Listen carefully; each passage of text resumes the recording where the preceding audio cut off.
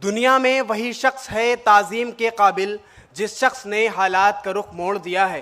हाजरीन, इस दुनिया में बहुत सारी शख्सियात पैदा हुई, मगर कुछ लोग ऐसे भी गुजरे हैं जिन्हें आज तक भुलाया ना जा सका। वो इस वजह से क्योंकि उनकी शख्सियत मुख्तलिफ औसाफ की हामिल थी। उन्हीं में से एक सर सैयद अलैहि रहमा भी हैं। सर सैयद बैक वक्त मुअल्लिम, मुकर्रिर, माहिर तालीम, मुस्लिह कौम, हिंदू मुस्लिम इत्तेहाद के अलंबरदार और जदीद हिंदुस्तान के अजीम मेमारों में से एक थे। उनकी खिदमात ने गैर फ़ानी नकूश छोड़े हैं जिन्होंने ज़िंदगी के हर शोबे पर असर डाला है। सर सैयद ने लोगों को जहालत से तालीम की तरफ और तकलीद से इज्तिहाद की तरफ बुलाया। माजी परस्तों को हाल से रूशनास कराकर मुस्तकबिल की फ़िक्र कराई। मुसलमानों की ज़बूहाली पर रोने के बजाय उसके असबाब तलाश करने का तरीक़ा बतलाया। बदलते हालात के साथ ख़ुद को बदलना और हुकूमत वक्त के साथ बाग़ियाना नहीं बल्कि हिकमत का पहलू इख्तियार करना सिखाया। पूरी कौम को एक जिस्म मानकर उसके मर्ज़ की तशख़ीस की और उसका इलाज जदीद तालीम को बताया। एक तरफ असबाब बगावत हिंद लिखकर अंग्रेज़ों की गलत फहमियों का इजाला किया, तो दूसरी तरफ साइंटिफिक सोसाइटी कायम करके लोगों में साइंसी रुझान को बढ़ाया, तो तीसरी तरफ तहजीबुल अखलाक निकाल कर एक गाफिल कौम की इस्लाह का बेड़ा उठा लिया।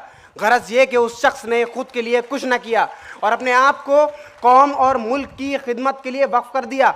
यहाँ तक कि उस शख्स ने कौम की खातिर अपने पैरों में घुंघरू बांधे, दर दर गया, चंदा मांगा।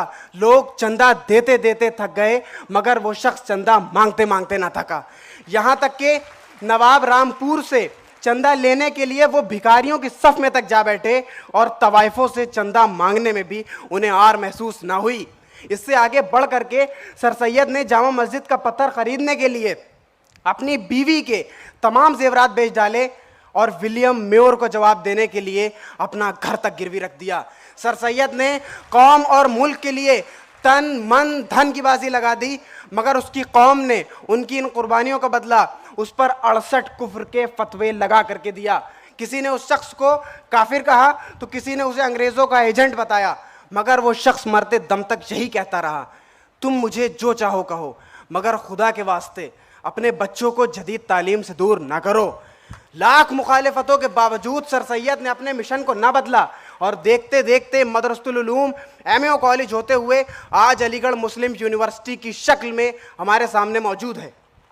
सींचा है इसे खून से हम तश्ना लबों ने, तब जाके इस अंदाज का मैखाना बना है। हाजरीन, सर सैयद की खिदमात हर मैदान में है, मगर उनके कारनामों का जिक्र मुख्तसर तौर पर कर देना यहाँ मुनासिब समझता हूँ। उनकी सबसे बड़ी खिदमत ये थी कि उन्होंने 1857 के बाद मुसलमानों को एक नई ज़िंदगी बख्शी। अगर सर सैयद बेदार ना होते तो मुसलमानों को वही हाल होता जो स्पेन में हुआ था।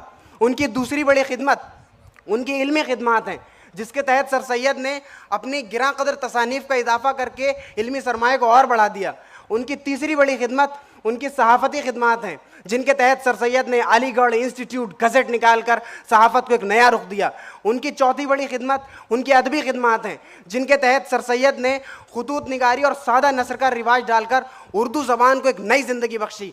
उनकी पाँचवीं बड़ी खिदमत उनकी मजहबी खिदमात हैं, जिनके तहत सर सैयद ने मज़हब पर होने वाले हमलों का जवाब जोश से नहीं बल्कि होश से देना सिखाया और यहाँ तक कि विलियम म्योर को अपना कायल कर लिया।